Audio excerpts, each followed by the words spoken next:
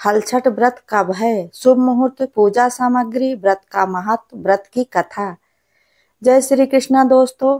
ललही छठ का व्रत कब है? 2024। सनातन धर्म में भाद्रपद के कृष्ण पक्ष की छठी तिथि का विशेष महत्व माना जाता है। इस दिन महिलाएं हल छठ का व्रत रखती हैं, जिसे ललही छठ, हल छठी व्रत और राधड़ छठ के नाम से भी जाना जाता है। इस दिन बलराम जयंती भी मनाई जाती है। चलिए जानते हैं कि इस साल हल छठ व्रत कब है और इसकी पूजा विधि क्या है। ललही छठ कब है? 2024। हल छठ का पर्व जन्माष्टमी से 2 दिन पहले मनाया जाता है। इसे ललही छठ, बलदेव छठ, राधड़ छठ, चंदन छठ, हर छठ, तिन्नी छठ आदि नामों से भी जाना जाता है। मान्यताओं के अनुसार इस दिन भगवान श्री कृष्ण के बड़े भाई बलराम जी का जन्म हुआ था, इसलिए इस दिन बलराम जी की भी पूजा की जाती है। कहते हैं जो महिलाएं सच्चे मन से इस व्रत को रखती हैं, उनकी संतान निरोग काया और दीर्घायु को प्राप्त होती है। तो जानिए इस साल हल छठ का व्रत कब रखा जाएगा। इस साल हल छठ का व्रत 25 अगस्त को रखा जाएगा। हिंदू पंचांग के अनुसार हल छठी व्रत का प्रारंभ 24 अगस्त को दोपहर 12:45 पर शुरू होकर अगले दिन यानी कि 25 अगस्त को सुबह 10:11 पर समाप्त होगी। उदया तिथि के अनुसार 2024 में हल छठी का व्रत 25 अगस्त को ही रखा जाएगा। हल छठी पूजा सामग्री: भैंस का दूध, घी, दही और गोबर, महुआ का फल, फूल और पत्ते, 6 प्रकार का भुना हुआ अनाज, गेहूं, चावल, ज्वार, बाजरा, चना, धान का लावा, मिट्टी के छोटे छोटे कुल्हड़, देवली, छेवली, तालाब में उगा हुआ चावल, भुना हुआ चना, घी में भुना हुआ महुआ, लाल चंदन, मिट्टी का दीपक, हल्दी, नया वस्त्र, जनेऊ, कुश। हल छठ व्रत की पूजा विधि: हल छठ व्रत में सुबह जल्दी उठकर स्नान करने के बाद व्रत का संकल्प ले। आमतौर पर इस व्रत को पुत्रवती स्त्रियां ही करती हैं। इस दिन माताएं अपने पुत्रों की रक्षा और अच्छे स्वास्थ्य की कामना के लिए हल छठ का व्रत रखती हैं। इस व्रत में बलराम जी के साथ साथ हल की भी पूजा की जाती है। कहते हैं कि इस दिन हल के द्वारा बोया हुआ अन्न और सब्जियां नहीं खानी चाहिए। इस दिन भैंस के दूध का सेवन ही किया जाता है। इस दिन गाय के दूध, घी या फिर किसी भी चीज का सेवन करना नहीं चाहिए और गाय से संबंधित किसी भी चीज का प्रयोग पूजा में भी नहीं करना चाहिए। मान्यता है कि इस दिन व्रत रखने वाली महिलाएं जोते बोए स्थान पर न जाएं, यानी कि खेत में नहीं जाना चाहिए। जहां पर जिस जमीन पर भविष्य या वर्तमान में हल चलाया गया हो, उस जमीन पर व्रत रखने वाली महिलाओं को गलती से भी नहीं जाना चाहिए। यह व्रत निराहार रखने का विधान है। व्रत की विधान: पूजा के बाद महिलाएं भैंस के दूध से बने दही और महुआ को फलास के पत्ते पर रखकर खाती हैं। इस तरह से इस व्रत का समापन होता है। इस व्रत में फसही का चावल भी खाया जाता है, जो कि तालाब में उगाया जाता है। कहते हैं इस व्रत को करने से धन, ऐश्वर्य आदि की प्राप्ति भी होती है और पुत्र निरोग और दीर्घायु होते हैं।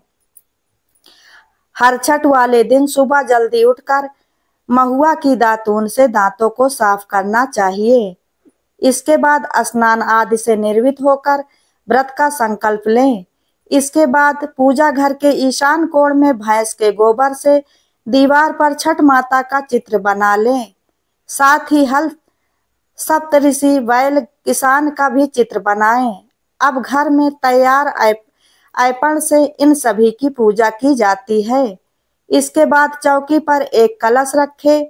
इसके बाद भगवान गणेश और माता पार्वती की प्रतिमा को स्थापित करें और उनकी भी विधि विधान से पूजा करें। इसके बाद एक मिट्टी के कुल्हड़ में जो ज्वार और महुआ भरे। इसके बाद एक मटकी में देवली छेवली भी रख लें। फिर हल छठ माता की पूजा करें। इसके बाद कुल्हड़ और मटकी की विधि विधान से पूजा करें। फिर 6 प्रकार के भुने हुए अनाज भी हर छठ माता को चढ़ाएं। फिर आभूषण और हल्दी से रंगा हुआ वस्त्र भी चढ़ाए। फिर भैंस के दूध से बने मक्खन से हवन किया जाता है। अंत में छठ माता की कथा पढ़े और छठ माता की आरती करे। पूजा स्थान पर ही बैठकर महुआ के पत्ते पर महुआ का फल और भैंस के दूध से निर्मित दही का सेवन करें। ध्यान रहे कि इस दिन बिना हल से जोता खाद्य पदार्थ ही खाएं। चलिए अब जानते हैं हल छठ व्रत का महत्व। हर छठ व्रत महिलाएं अपनी संतान की लंबी उम्र और सुखी जीवन की कामना के लिए रखती हैं। ऐसी मान्यता है कि इस व्रत को करने से संतान के जीवन के सारे कष्ट दूर हो जाते हैं। यह व्रत रखने से और इस व्रत को रखने वाली महिलाओं के पुत्र दीर्घायु और संपन्न होते हैं। इससे संतान के सभी संकट दूर हो जाते हैं। इस दिन ललही छठ कथा जरूर सुनना चाहिए। ललही छठ व्रत कथा। ललही छठ व्रत कथा के अनुसार प्राचीन काल में एक ग्वालिन थी। उसका प्रसव काल अत्यंत निकट था। एक ओर वह प्रसव संबंधित परेशानियों से व्याकुल थी तो दूसरी ओर उसका मन गोरस दूध दही बेचने में लगा हुआ था। उसने सोचा कि यदि प्रसव हो गया तो गौरस यूं ही पड़ा रह जाएगा। यह सोचकर उसने दूध दही के घड़े अपने सर पर रखे और बेचने के लिए चल पड़ी। लेकिन कुछ ही दूर पहुंचने पर ही उसे असहनीय प्रसव पीड़ा शुरू हो गई और वह एक झाड़ियों की ओट में चली गई और वहां एक बच्चे को जन्म दिया। और फिर उसके बाद वह बच्चे को वहीं छोड़कर पास के गांव में दूध दही बेचने चली गई। संयोग से उस दिन सभी महिलाओं का हल छठी का व्रत था। लेकिन ग्वालिन ने गाय भैंस के मिश्रित दूध को केवल भैंस का दूध बताकर उसने सीधे साधे गांव वालों में बेच दिया। उधर जिस झाड़ियों के पीछे उसने अपने बच्चे को छोड़ा था उसके समीप खेत में एक किसान हल जोत रहा था। अचानक उसके बैल भड़क उठे और हल का फल बच्चे के शरीर में घुसने से वह बालक मर गया। परंतु इस घटना से किसान बहुत दुखी हुआ।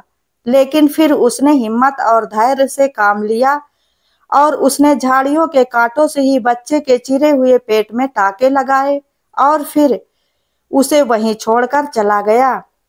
कुछ देर बाद ग्वालिन दूध दही बेचकर वहां पहुंची और बच्चे की ऐसी दशा देखकर उसे समझते देर न लगी कि यह सब उसके पाप की सजा है।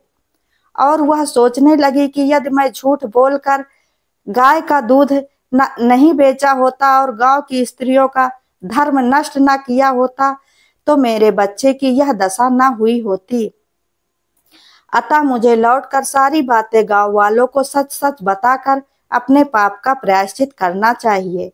ऐसा निश्चय कर वह उसी गांव में जा पहुंची जहां उसने दूध दही बेचा था और वह गली गली घूमकर अपनी करतूत और उसके फल स्वरूप मिले दंड का बयान कर रही थी।